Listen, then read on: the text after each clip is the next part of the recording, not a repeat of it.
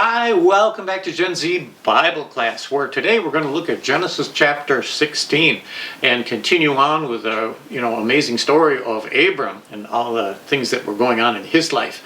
And he's had quite an interesting life so far. The Lord called him to leave his home down in the land of the the village of Ur, and he packs up everything. He heads north. And they get up to Canaan, where the Lord told him to go. And this was I guess you could say a journey of faith, because he didn't know anything about this land that he was about to go to, except for the fact that God wanted him there.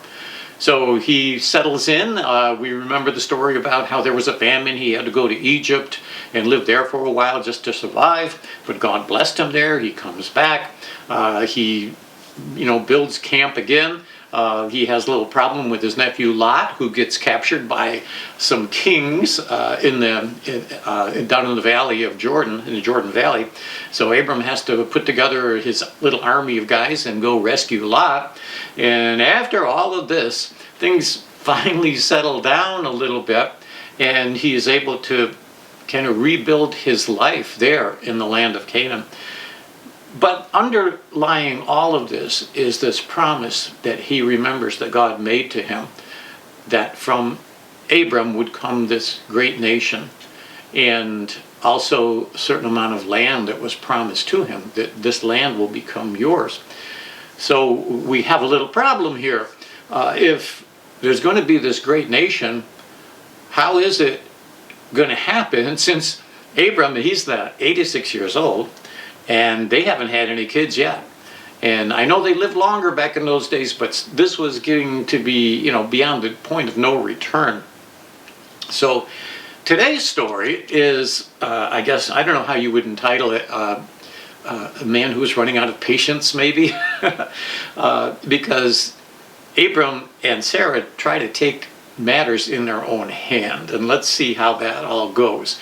We'll start by reading the first couple of verses. Now Sarah, Abram's wife, had borne him no children, but she had an Egyptian slave named Hagar. And so she said to Abram, "The Lord has kept me from having children. Go sleep with my slave. Perhaps I can build a family through her." Abram agreed to what Sarah said.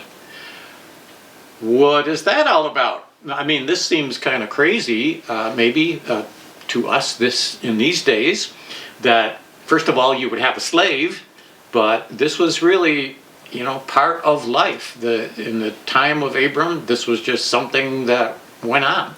And really, this whole notion of slavery has been a part of history, and I probably really could never say that it has never been in existence. Because even today, we have people that I think you could probably call slaves. They were totally under the control of someone else and helpless to run their own lives. But this is something that was happening. Not to say that it's right. Just because something happens in the Bible doesn't mean it's right.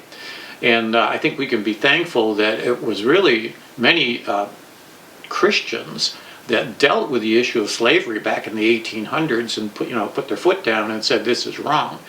So, but we have to deal with what was actually going on then. And we do find a situation where Sarah has a slave named Hagar, and her solution to the problem is, Abram, you sleep with my slave Hagar, and her child will become our child. Well, I mean, we still do things something like that. We talk about surrogate mothers, and but it's a little different scenario, because Hagar didn't really have a choice in the matter. She was told what to do, and so she had to do it. These days you can find somebody who would be willing.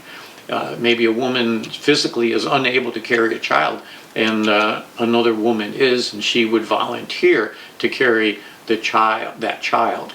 And then once the child is born, she would give it over to the adoptive couple. So, and that's a good thing.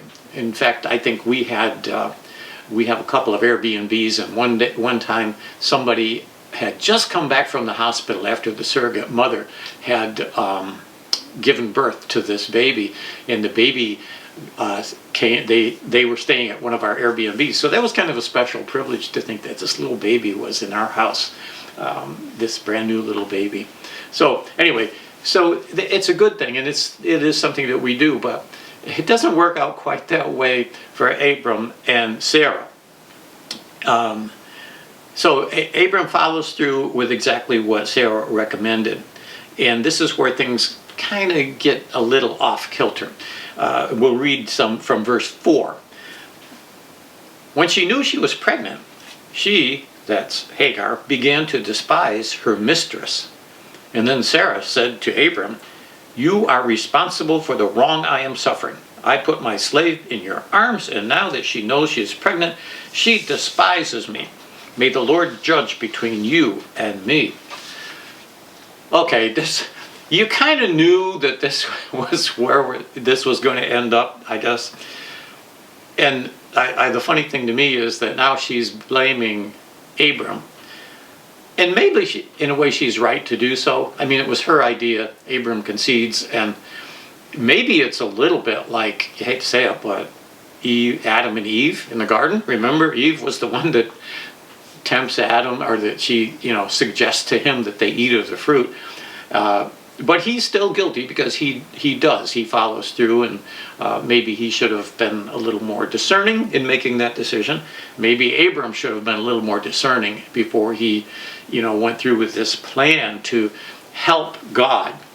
By the way, this might be one principle that we can find here, that anybody who tries to help God, accomplish what they think he should be doing in their lives, very often run into trouble.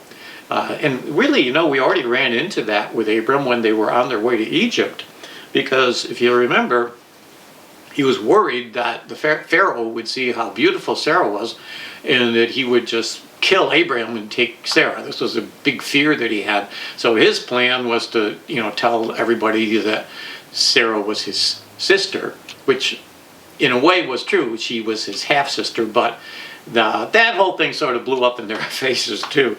I think the real problem Abram had at that point was that he wasn't willing just to trust God.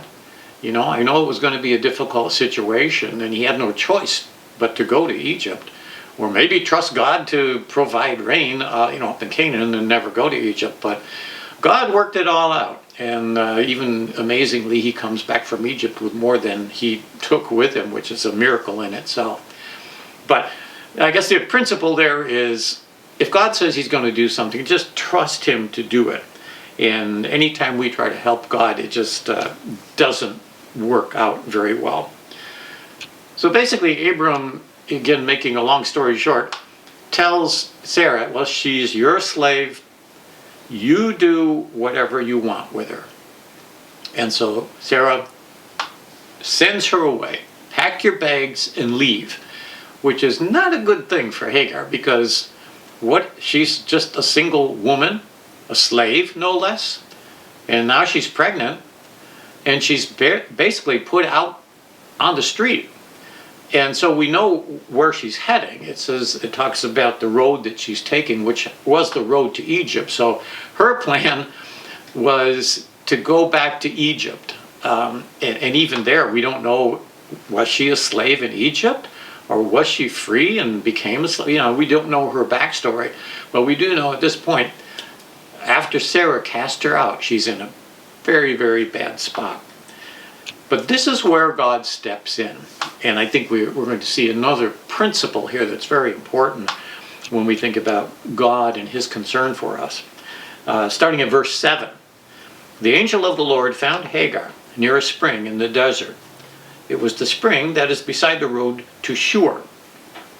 And he said, Hagar, slave of Sarai, where have you come from, and where are you going? I'm running away from my mistress. Sarah, she said. So this is interesting, because the angel, now I don't know what he looked like to her. Maybe he didn't realize he was an angel. I think eventually she does, but he knows who she is.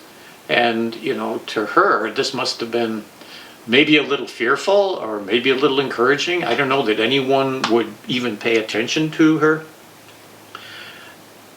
But the angel asked her this question.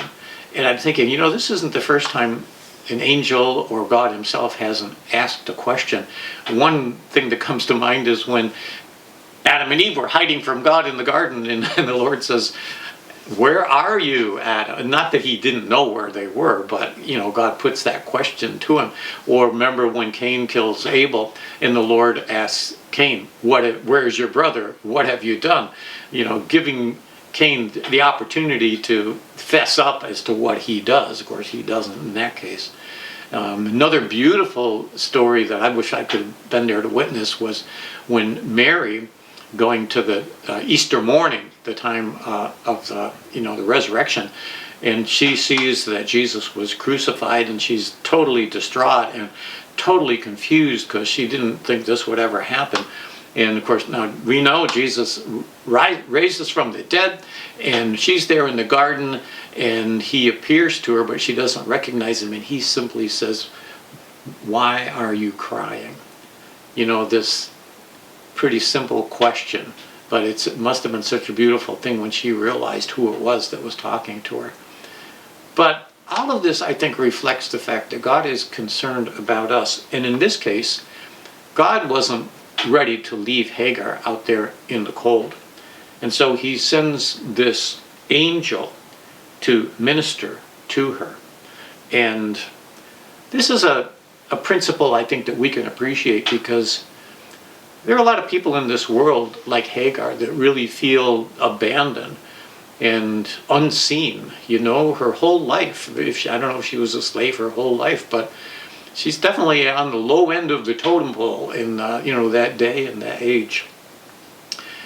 And the idea that God himself was remotely interested in her must have been such an encouragement to her. And I think we're going to see that the way she reacts to this is that it was really something that touched her heart and meant a lot to her. Well, basically the angel gives her some good practical advice, and he says, go back to Abram and Sarah, and maybe he had in mind the fact that Sarah might have cooled down a little bit.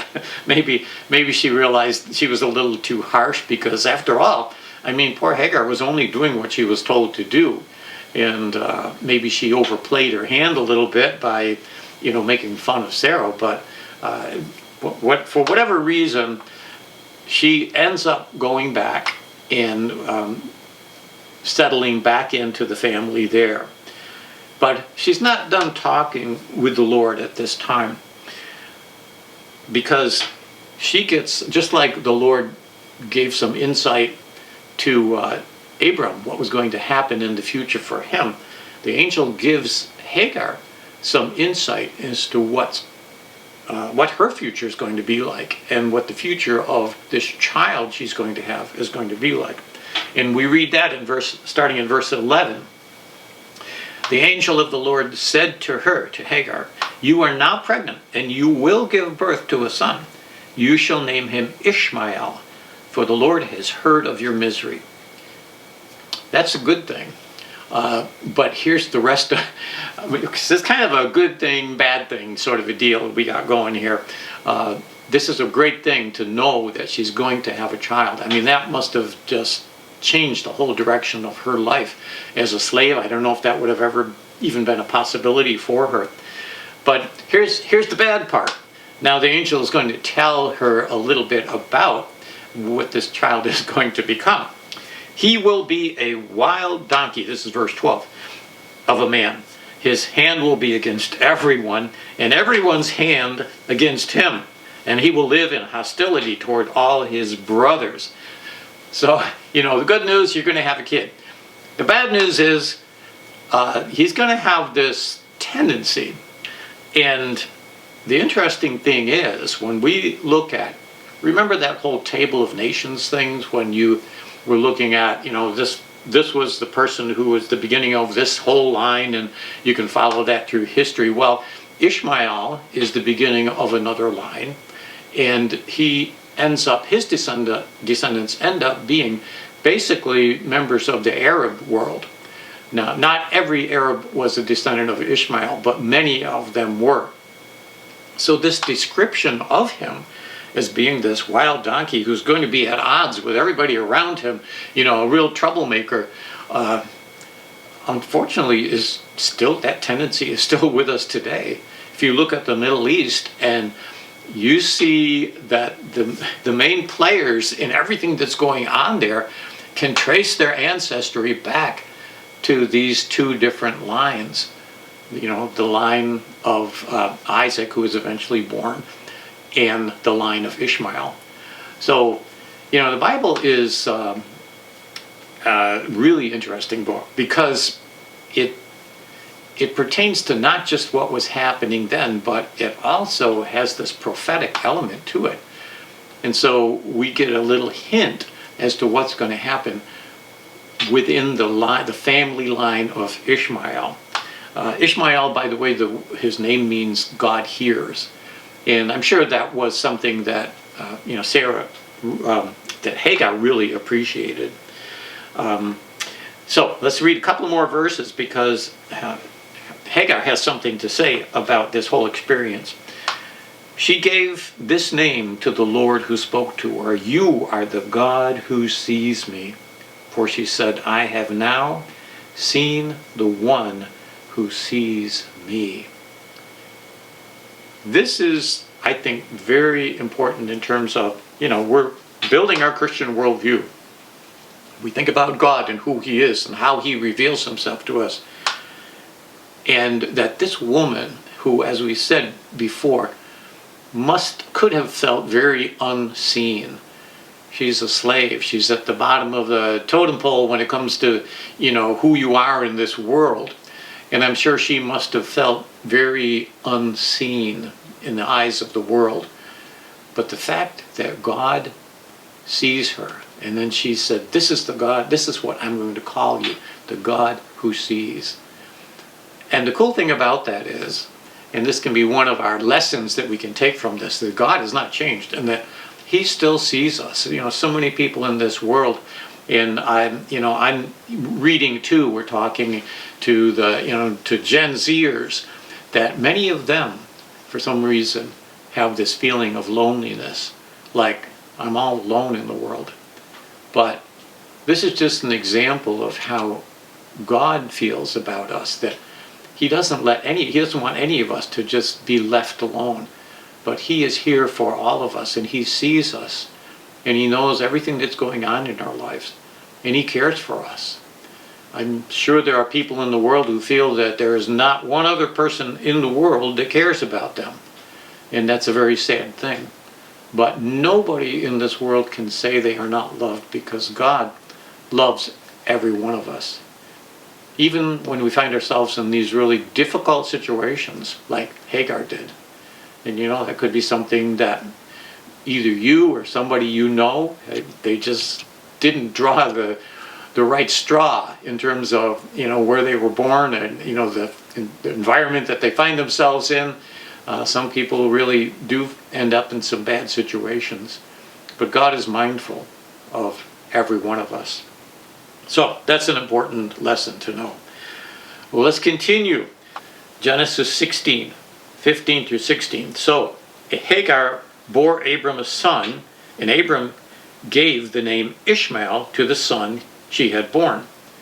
Abram was 86 years old when Hagar bore Ishmael. So this is how the chapter ends. It just kind of, okay, so she does eventually give him the son. His name is Ishmael, and we find, we will learn, and maybe make the next chapter, I'm not sure, that Abram just loves this son. He treats him as a son. And so this makes it a blessing for Hagar. It makes it a blessing for Abram, because now he has a son. I'm not sure how Sarah's feeling about all of this at this point, but this is where this chapter brings us. And what can we conclude from it? I think we always want to end these things by bringing it into the 21st century where we are today. so that we can learn about God and we can add some things to our understanding of the Christian worldview. So one of the things I think that we learn is that you always get in trouble when you try to do God's work in your way. And we did see that with Abram's, plan in Egypt. And I think we're seeing how this whole idea of Sarah's kind of backfires as well. It doesn't work out the way they thought. The other thing is, and we probably talked about this in the very beginning, is that God has given us a free will. And what that means is he gives us the ability to choose whether to obey him or not. And every once in a while, well, I don't think anybody is guiltless when it comes to making wrong decisions in their lives.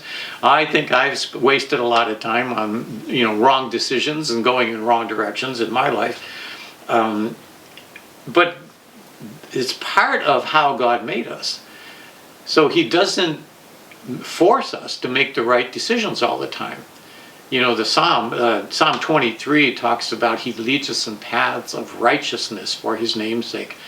So he makes the way clear. He tells us what we should be doing, but he leaves it up to us as to whether we're going to follow his instructions. And when we follow his instructions, we end up in a much better place than when we don't. And just one example of that, and this is another biblical principle when it comes to families. One man, one woman, one family. Now, these days, this whole idea of family has just been twisted, and everybody's trying all kinds of different things and defining family in a whole different way. But according to God's plan, this is what he wants to see when we think about families and family relationships. And one of the biggest problems I think we have in our culture today is this whole notion of family has made our country deteriorate in so many ways. You have every other kid, it seems like, is maybe a single parent home or no parent home, or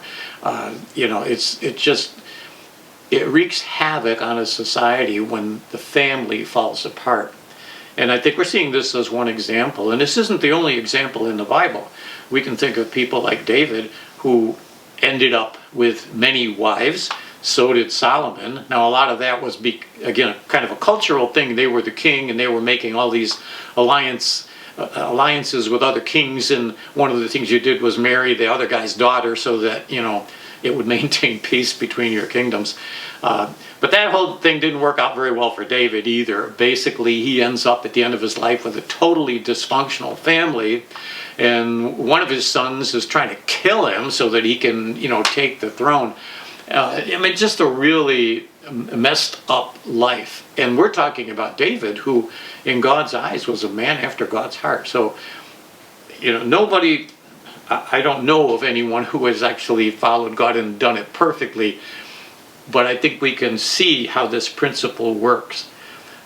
The closer you stay to the plan that God has for you, and you might not know specifically what he wants to do in your life, but he's given us his word, and his word reveals his plan. It tells us what's right and wrong. Look at the 10 Commandments and the Sermon on the Mount, and that gives you a good insight as to what God expects of us. And then finally, and I think this is the really great thing, is God is mindful of our condition. And that's basically what we were talking about when we saw how the angel appeared to Hagar and comforted her and gave her some good advice and some good direction. And every once in a while we need that as well. And we need to be aware of the fact that whatever situation we may find ourselves in, and we all go through difficult times, that this is not God abandoning us, but God is mindful of every step that we take. And so we see a beautiful picture of this in Hagar and how he ministered to her needs. So next week, I don't want to give you a spoiler here, but God's actually going to fulfill his promise to Abram and Sarah to give them a child. So I hope you're able to join us, and we'll continue on to keep looking at this life of faith that we see in our dear friend Abraham. So I hope you're able to join us next time on Gen Z Bible Class.